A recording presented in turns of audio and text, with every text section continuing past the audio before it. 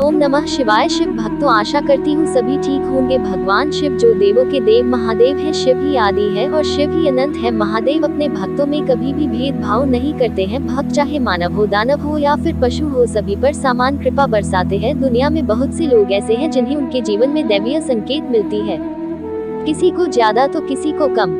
कुछ तो ऐसे हैं जिनके माध्यम से ऊपरी या दैवीय शक्तियाँ अच्छा काम करवाती हैं। सवाल यह उठता है कि आम व्यक्ति कैसे पहचाने कि उसकी दैवीय शक्तियाँ मदद कर रही है या उसकी पूजा पाठ प्रार्थना का असर हो रहा है। आओ जानते हैं इस बारे में 11 दैवीय संकेत। अगर आपने यह वीडियो यहाँ तक देख ली है तो पूरा देखा, आधा अधूरा देखने से आपको पाप लग सकता है। पहला लक्षण, अच्छा चरित्र। शास्त्र कहते हैं कि दैवीय शक्तियाँ सिर्फ उसकी ही मदद करती है जो दूसरों के दुख को समझता है, जो बुराइयों से दूर रहता है, जो नकारात्मक विचारों से दूर रहता है, जो नियमित अपने इष्ट की आराधना करता है या जो पुण्य के काम में लगा हुआ है। यदि आप समझते हैं कि मैं ऐसा ही हूँ तो निश्चित ही दैवीय शक्तियाँ आपकी मदद कर रही हैं। आपको बस थोड़ा सा इस बात पर ध्यान देने की जरूरत है कि आप अच्छे मार्ग पर हैं और आपको ऊपरी शक्तियाँ देख रही हैं। दूसरा लक्षण, ब्रह्म मुहूर्त। विद्वान लोग कहते हैं कि यदि आपकी आंखें प्रतिदिन ब्रह्म मुहूर्त में अर्थात रात्रि 3 से 5 के बीच अचानक ही खुल जाती हैं तो आप समझ जाएं कि दैवीय शक्तियां आपके साथ हैं, क्योंकि यही वह समय होता है जबकि देवता लोग जागृत रहते हैं। यदि आप अपने बचपन से लेकर जवानी तक इस समय के बीच उठते रहे हैं तो समझ जाएं कि दैवीय शक्तियां आपके माध्यम से कुछ करवाना चाहती हैं या कि वे आपको एक अच्छी आत्मा समझकर यह संकेत दे रही हैं कि अब उठ जाओ। ये जीवन सोने के लिए नहीं है, आपको दुनिया में बहुत कुछ करना है। ये भी कहा जाता है कि सत्व गुण प्रधान लोग इस काल में स्वतः ही उठ जाते हैं। आयुर्वेद के अनुसार इस समय बहने वाली वायु को अमृत तुल्य कहा गया है।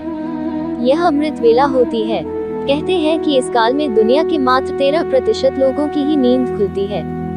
तीसरा लक्षण, सपने में देव दर्शन। यदि आपको बारंबार मंदिर या किसी देव स्थान के ही सपने आते रहते हैं, सपने में आप आसमान में ही उड़ते रहते हैं या सपने में आप देवी देवताओं से वार्तालाप करते रहते हैं तो आप समझ जाए कि दैवीय शक्तियां आप पर मेहरबान हैं। चौथा लक्षण, पूर्वाभास। यदि आपको आने वाली घटनाओं का पहले से ही ज्ञान हो जाता है या आपको पूर्वाभास हो जाता है तो आप समझ जाए कि दैवीय शक्तियों की आप पर कृपा है। पांचवा लक्षण, पारिवारिक प्रेम। आपकी पत्नी, बेटा, बेटी और आपके सभी परिजन आपकी आज्ञा का पालन कर रहे हैं। वे सभी आपसे प्यार करते हैं एवं आप भी उनसे प्यार कर रहे हैं तो आप समझ जाए कि दैवीय शक्तियां आपसे प्रसन्न हैं। छठा लक्षण, भाग्य से भी तेज। जीवन में आपको अचानक से लाभ प्राप्त हो जाता है।